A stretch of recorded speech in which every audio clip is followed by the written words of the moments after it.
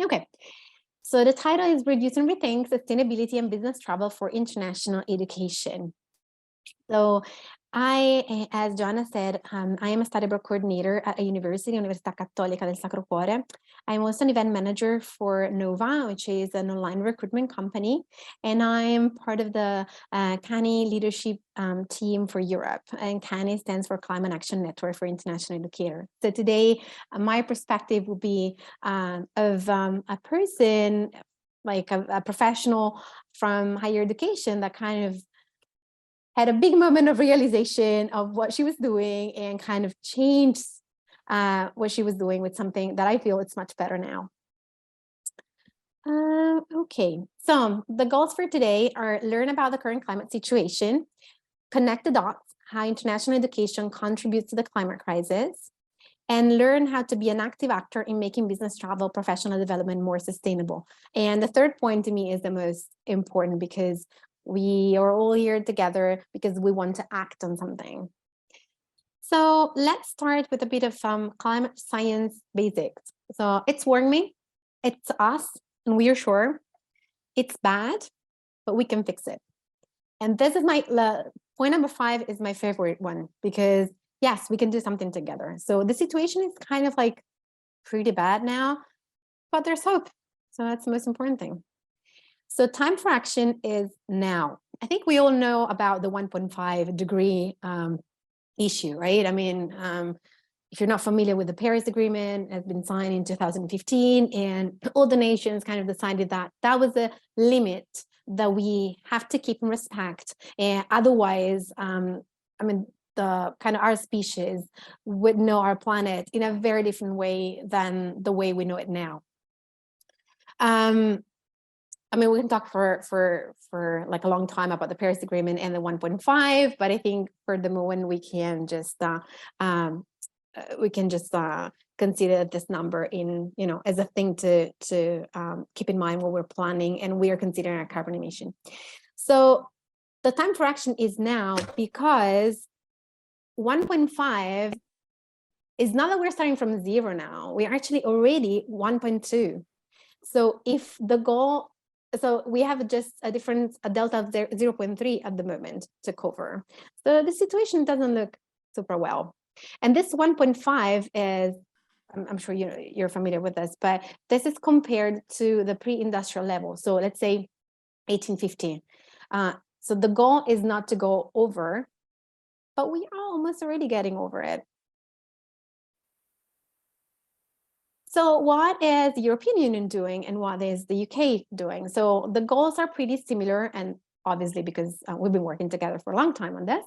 So European Green Deal set a reduction by 2030 by 60% versus UK set a reduction by 2030 68%. So it's even a more ambitious goal. A 60% is already a pretty ambitious goal, I must say. And then there's a net zero goal by 2050. So let's say we're kind of walking hand in hand towards that goal, which is great.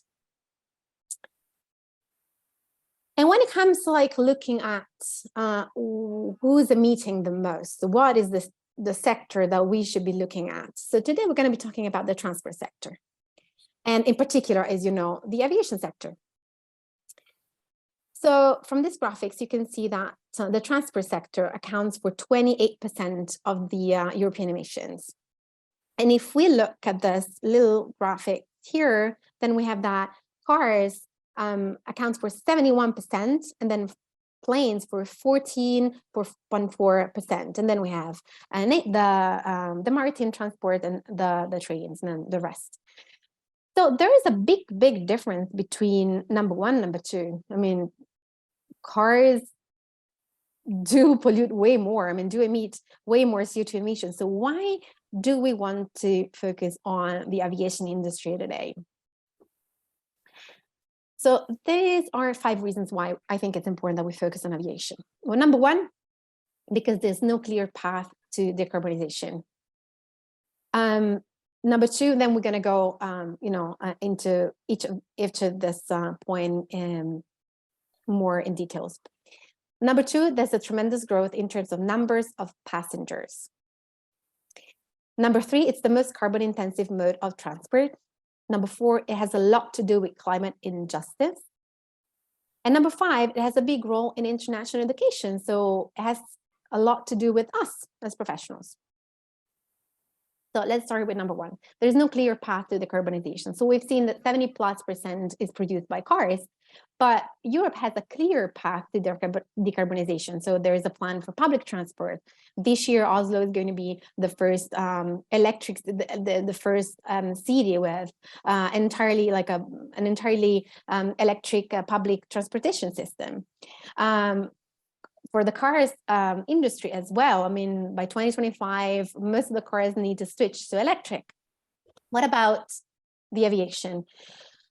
So there are a lot of talks, but not many facts at the moment. So what you hear is there's a lot of people talk a lot about efficiency, and it's true that there's been improvements in efficiency, but it doesn't go hand in hand with the growth in terms of passengers. So what we gain with getting the process more efficient and optimizing everything, it's just like small things compared to the number of passengers. So it's not comparable. The two things are not comparable. It doesn't make up for the growth.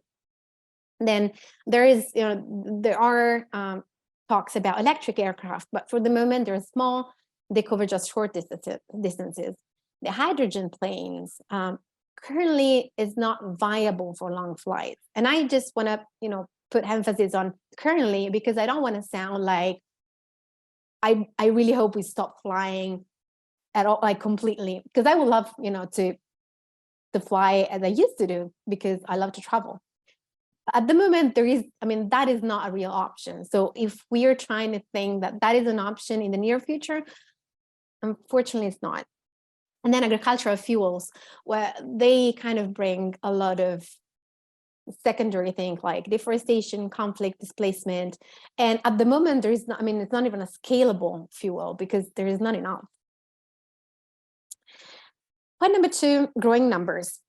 So from 1960 to 2019, the number of passengers has grown from 100 million to 4.56 billion passengers. So you can see that, even by creating a better efficiency in the process and in all the things that are related to the aviation, you cannot make up for this increase in this delta.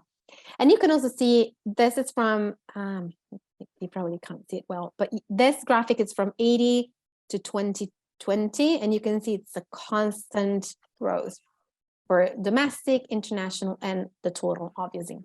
And then obviously there's a drop in 2020 because of COVID. But it's interesting because the growth, the year, 2022, so September last year, IATA, which is the International Air Transport Association, said that we were already back to 74% of what we used to have pre-pandemic. So the benefit of the pandemic didn't last long.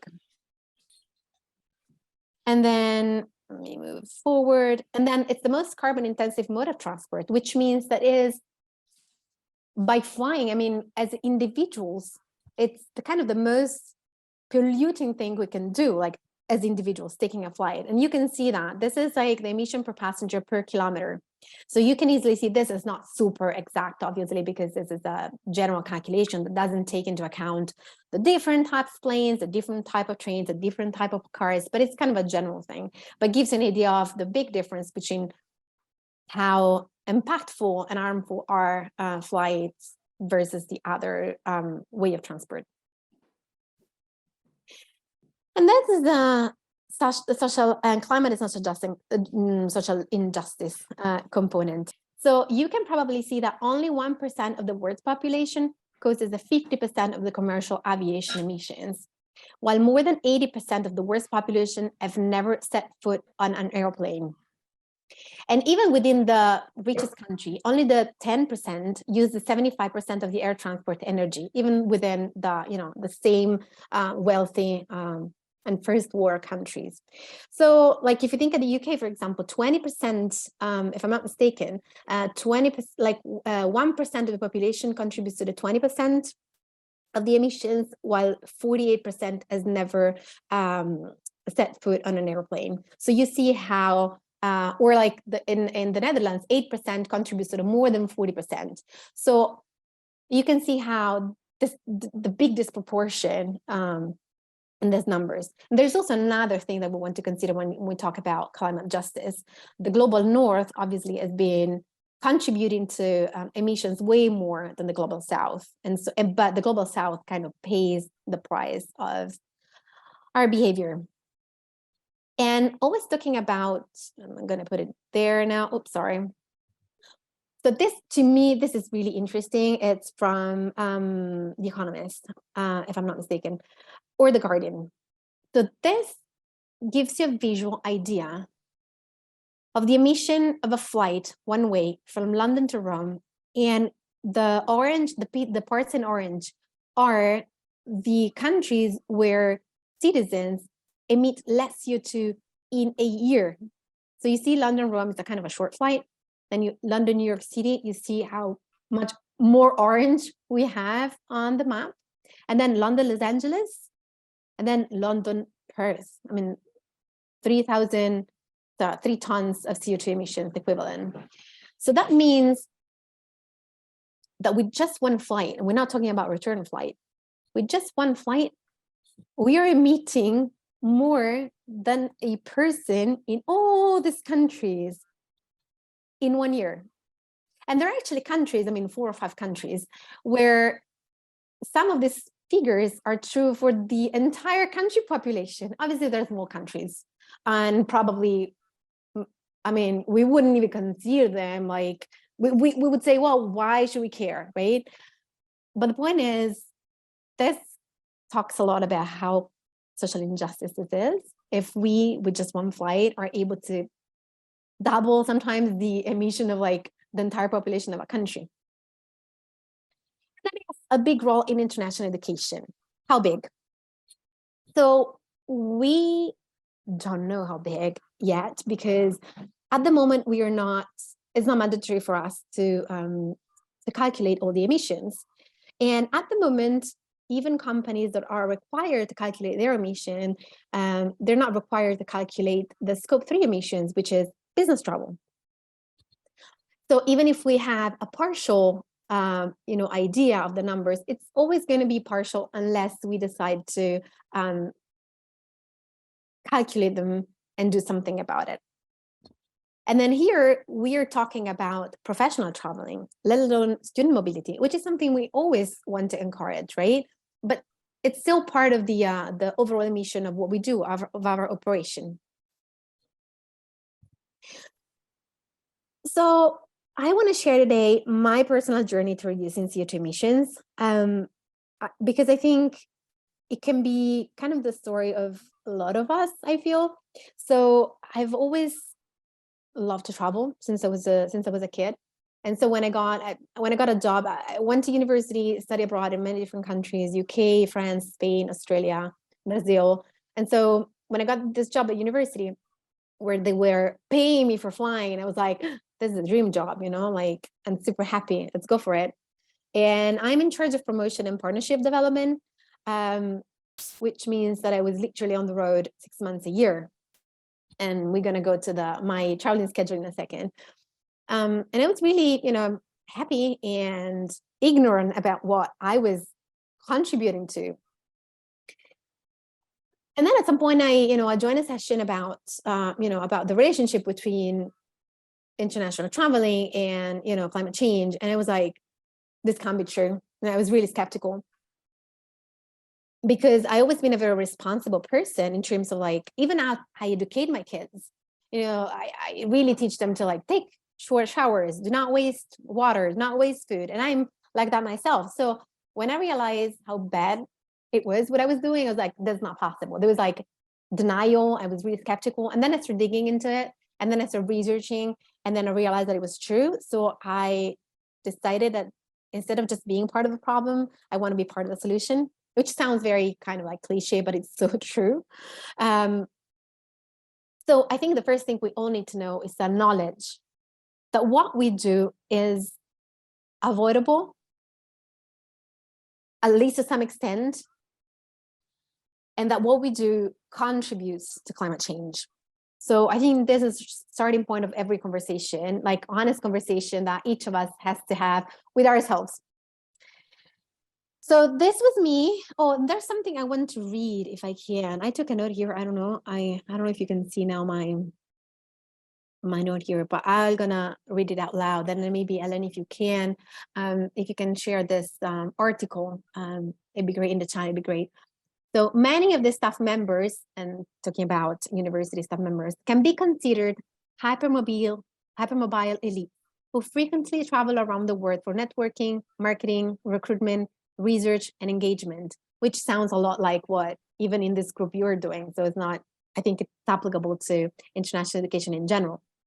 So, and the articles point to the hypocrisy of such elites who tend to be aware of the climate crisis and the contribution of air travel to the crisis, yet remain largely entrenched in their high carbon air mobility practices. And so it's obviously talking about us, and kind of, to me, it kind of hurts, to be honest, to be called like an hypocritical elite. So that's why I want to do something about it. So this is my emissions. These are my emissions in 2019. But you could, probably 18 was the same, 17 was the same. So it's just an average year. And, I decided to calculate all the emissions using one calculator that is, one calculator that is atmosphere, that I encourage you to use in case you decide to start working on your traveling schedule in terms of CO2 emissions, that we can probably share in the chat. It's very accurate, very solid, as a solid and robust documentation. So I do encourage you to use that one if you're looking for a good one.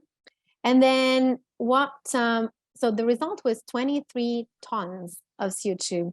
And there's this bar here, which is bothering me a lot, okay. So you see it's 23,000 kilos approx of CO2 emissions, which is just a number. So it doesn't mean much, I guess. At least it didn't mean much to me at the beginning of my journey.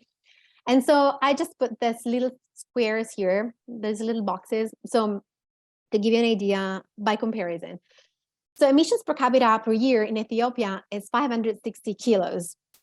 So 23,560 for an entire year. So this is just my flights. It doesn't count anything else in. And one can say, well, Ethiopia is far, conceptually doesn't, we might not necessarily sympathize for, my specific country. Okay, fine. So let's take the car as well. I don't drive. I don't care. I drive an electric vehicle. Fine.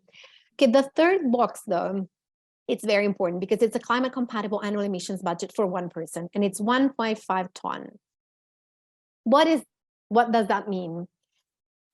So that's a very interesting thing. It's a very interesting concept. So we have, in order to be able to stay below or like within 1.5, we need to meet a certain amount, and not more, a certain amount CO2 emissions overall, globally. So let's look at this like a global carbon budget. So, and then we are about 8 billion people. So this carbon budget divided by 8 billion people is approximately 1.5 tons per person. So if Margherita is eating 23 tons instead of 1.5, Margherita is getting somebody else's share, which is certainly somebody from Ethiopia, but it's also somebody maybe from future generations. So maybe I am stealing CO2 emissions from my own kids. So this image I'm going to share with you is not particularly scientific, but this is how I see it. I kind of picture it. It's kind of a big cake. We all have a slice, and then I'm eating my kid's cake at a party. It just doesn't feel right. And so I decided to do something about it. And these were my emissions. Well, obviously pandemic, I didn't count the emissions during the pandemic. So 2022, it's when I restarted my, my travel business, my business for travel, my travel for business trips. So I cut my emission by 64% on flying and reducing 15 tons. It's far from being zero. Probably I will never get to zero because our field needs personal interaction perhaps, and there is some meaningful traveling that still needs to remain, but it's kind of a big cut. And, I am trying to do better this time. This year, I kind of reduced just a little bit more, so 1.5, so it's not a lot. But as I said, the more you reduce, the harder it is to reduce. This doesn't mean that I've stopped completely traveling. For example, I've included also, I went to conferences by train. So the first thing I did was reducing. The other thing was trying to find alternative ways, less impactful ways to get to my destinations. And one was the EA in Barcelona, which is kind of a big conference for higher education. Another one was in Milan. So for me, it was a shorter trip because I'm based out of Florence. But this is what happened to the rest of the visits and conferences. I try to be way more intentional with virtual meetings, and we all do virtual meetings, I know that. But I really try to do it instead. So it's not just an addition, so it's not on top of, but instead. So trying to recreate, obviously we cannot lie about this. It's never going to be the same meeting in person or meeting virtually. But you can still try, first of all, you can still try to recreate some sort of like personal connection, even in a virtual meeting. And second, you can choose the type of meetings that you need to do in person and that you can do virtually. Because there are some meetings that are really a transformative experience in terms of like personal and professional experience. There are some meetings that can be really done online. So we really need to ask ourselves whether we need to travel to that specific destinations or not. And then the maximization of the time abroad, combining visits and intensify the agenda, and then going to, as I said, going by train to some conferences. And this is the movement that we've called Travel with Kenny, where a lot of my colleagues decided together with me to, kind of join this movement and go by train to different conferences. Now, I know when we start planning our working year, and we do our marketing and recruitment strategy, we tend to think about, priorities in terms of partnerships, in terms of targets, money, the budget we can spend. I think we all need to, I think we should consider also the carbon budget. Because if we start considering a carbon budget together with a financial budget, then I'm sure we would allocate the resources we have in a very different way. And so I think if I have to imagine some of the steps that I've taken that I'm, sharing with you, acknowledging the problem was the very first one. And it sounds kind of obvious, but it's not, because it's hard for us to kind of acknowledge. We all good people, right? Nobody wants to harm like intentionally the planet. So acknowledging that we are part of the problem is kind of the biggest thing here. And then we think the strategy kind of comes naturally like after that, and then mitigate, reduce, raise awareness, and promoting sustainable traveling, communicating with partners and stakeholders. I think this is very, very important. Whatever we do that has an impact, a positive impact on, on the planet, we need to let people know. So let me give you a couple of like practical examples. If I'm not able to go to a conference, if I don't want to go to a conference, I will let the conference organizers know, or somebody who's inviting me, I can't come because I've already, my carbon budget is allocated to other conferences for this year. Maybe we can reconsider it for next year. Or is there any way I can join virtually, for example, because I'm concerned about, the impact I might have on, with my CO2 emissions. Or if people ask you for brochures, I tend to say, do you really need the printed version? Can we avoid shipping? I think if we let people know in a very positive way, not aggressive, not fly shaming, nothing like that, but just in a positive way, trying to suggest solutions, that helps the communication and helps the message being spread. And so I just want to share this little circle that it's kind of like a list of things that we can do.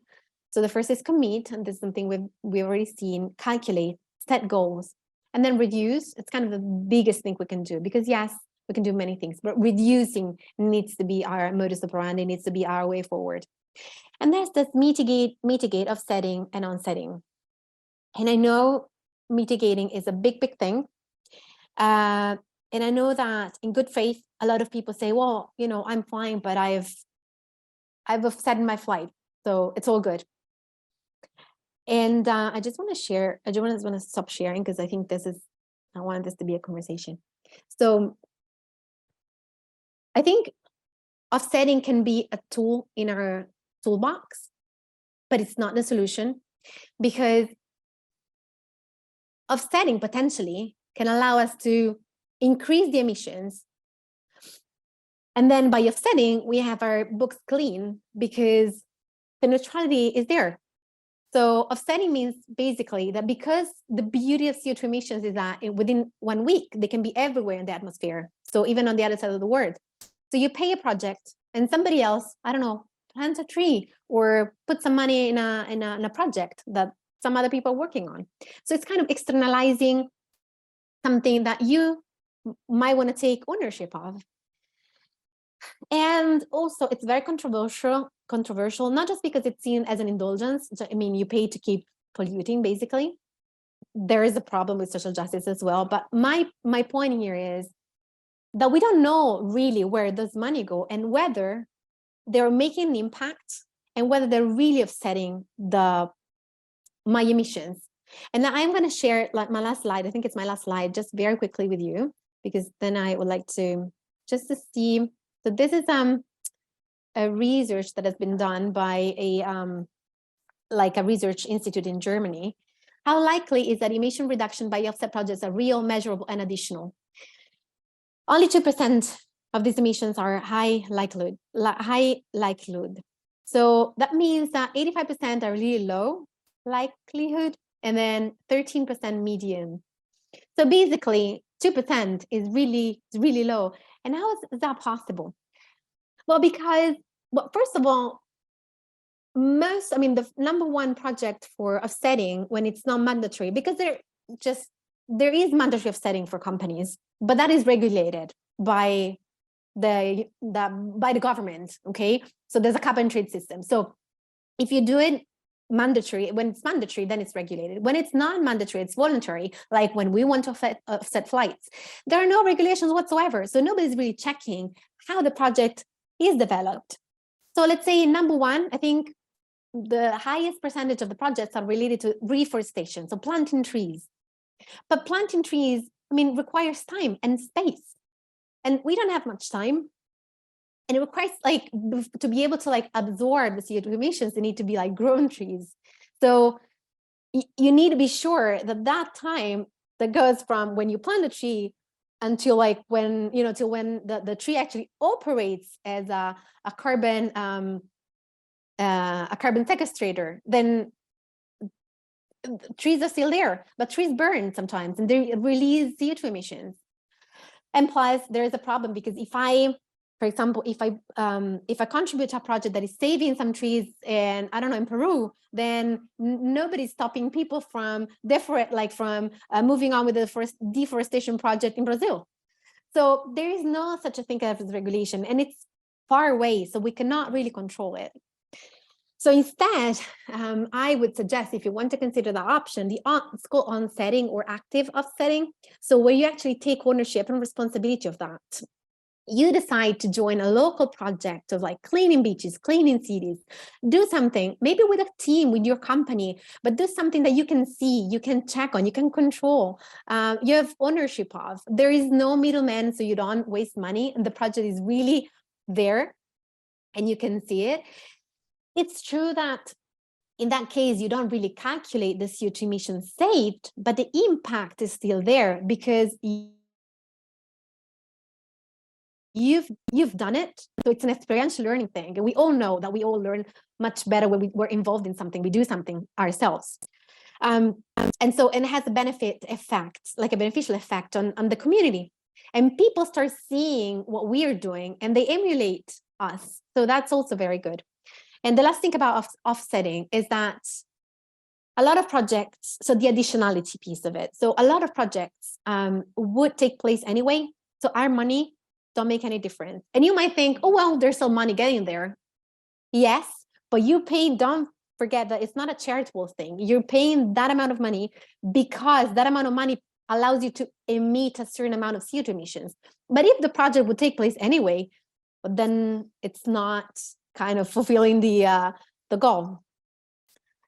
Having said that, offsetting is not, something to demonize, okay? It's a starting point, but I want you to think that offsetting is not, okay, I tick the box, I have set my flight, it's all good. Let's try to move the online click from the offsetting thing to maybe an experiential learning activity with the team or ourselves, where when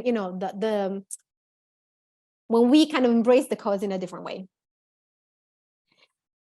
So that was, I think it's all from me for now. I know I touched upon so many different things. I hope it wasn't too much.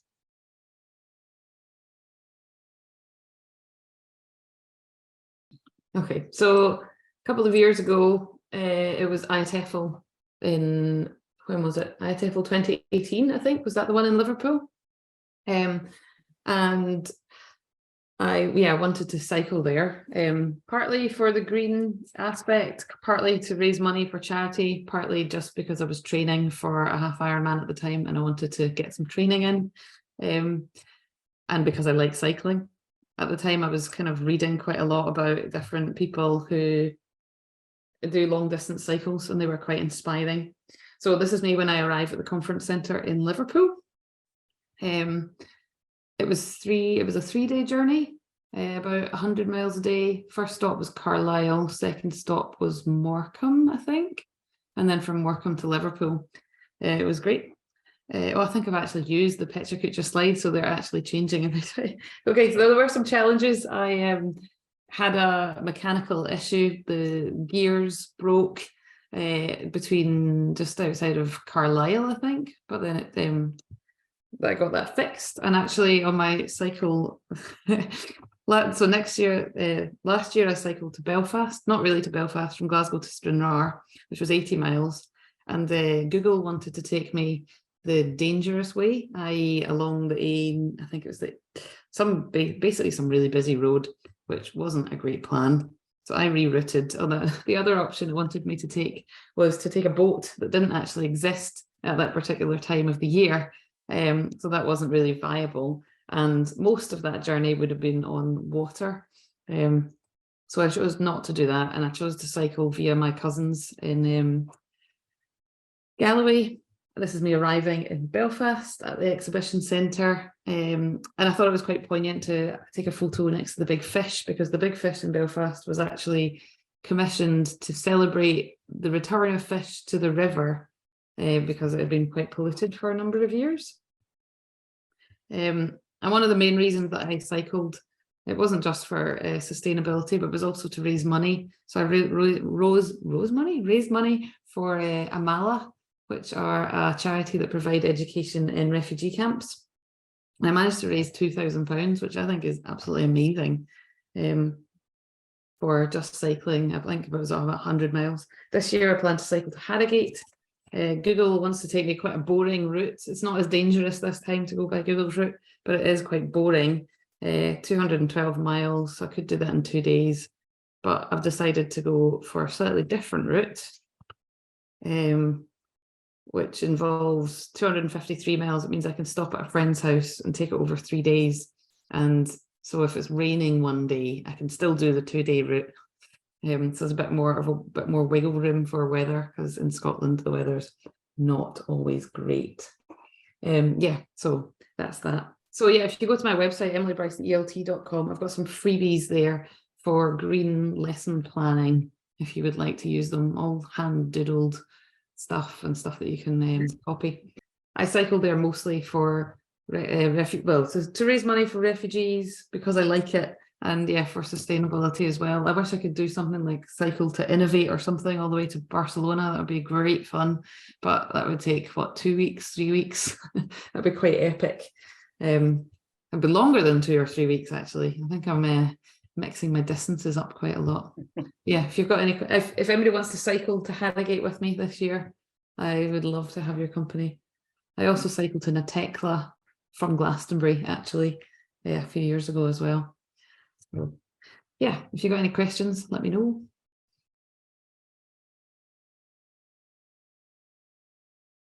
I must admit, I felt a little bit of a fraud, because all I felt I had done is taken a train to Berlin, but it transpires that not many people have been thinking this. And I remember the reaction. I decided that I wanted to travel to the Lead 50/50 awards that happen just before ICEF Berlin. And this was in late October, early November of last year.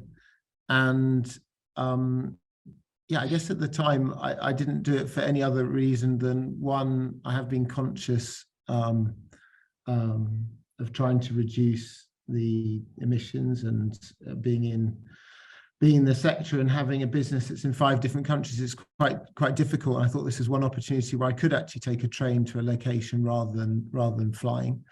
And I think the second reason I did it really was that I just thought it was an exciting adventure. I guess a little bit like Emily, some of your motivations for the cycling and so on, that the idea, rather than just turning up an airport, which is not always a particularly pleasant experience, especially if it's very early in the morning, compared to sitting on a train and seeing the world whiz by. Just there's a sort of romantic connotation, I think, to train travel, and so I thought I would give it a go. So I thought I'd just share a little bit on how I did it. So hopefully you can see here.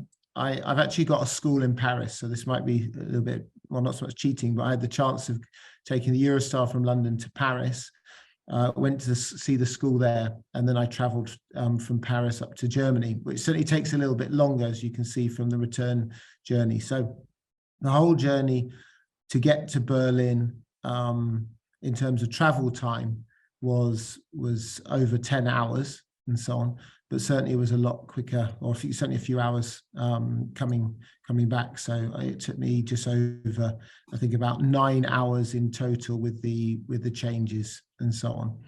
The biggest one, of course, being catching the Eurostar because of the passport control. The cost is definitely a little bit of a deterrent. I thought I'd share it here. It cost me £628 there and back to get there, which, when you compared to, say, if you bought your flights well in advance, you probably could get flights for 100 to 150 quid to go to Berlin. So clearly cost is a deterrent, partly because of the schedule, partly I wasn't sure when I would be going. I'd left it a lot later, so I don't think £628 is necessarily representative. You should be able to do it cheaper, but that's how much it cost me. I've already kind of mentioned the reasons why, but I did look, and Margie, you obviously shared this about it's amazing the difference, obviously, between taking a plane and taking a train. So you'd look at 150 kgs of carbon emissions to take the plane, but a fraction, just over, well, a bit less than 6 to go by train. So I certainly felt on that side I achieved my objective, and it was, for me, a lot of fun. I was able to get a lot of work done. I chatted to people on the train as well, and realized that actually there are a lot of people, particularly between France and Germany, it's quite normal for them to travel across borders like that. There is, of course, I guess, an antithesis to this, that a lot of people do perceive the time. We had a little bit of a chat with Joe and Marge about this earlier and Helen earlier in the week. Obviously, for some people, it may just not be practical to be able to spend a whole day traveling, which would put some people off. I think a lot of people would perceive the hassle in that. I think we've become so used to taking a plane. I think we need to challenge that norm. And clearly £600 or whatever is a lot more than 150. So I could see it may be out of the budget for many people that want to attend something. But for my part, I was very glad that I did it. And I'm actually planning on doing it again this year. So if anyone is interested in joining me, there's now actually an overnight service that goes from Brussels to Berlin. and the price is actually pretty reasonable. So if you go if you're sat down, so you wouldn't have a bed, but that's 69 euros. A bed in a sort of dorm room costs 99 euros one way, and that will get you from Brussels to Berlin. For those that might be going to somewhere like, say, ISIF Berlin or the Lead 50/50 might be going more for, I guess, sales and marketing reasons, they could potentially stop off to visit some agents on the way there to make it even more of a purposeful journey from a business point of view. So the Lead 50/50 event's on the 4th of November. I'm just working out what day I'll be going, but I will be posting it up on LinkedIn. I'd be happy to share it, Chris and Joe, with the Green ELT group, because perhaps there might be a group of people who would like to join. And that's it. I don't know if anyone has any questions, but thank you very much for inviting me to share a little bit about what I've done.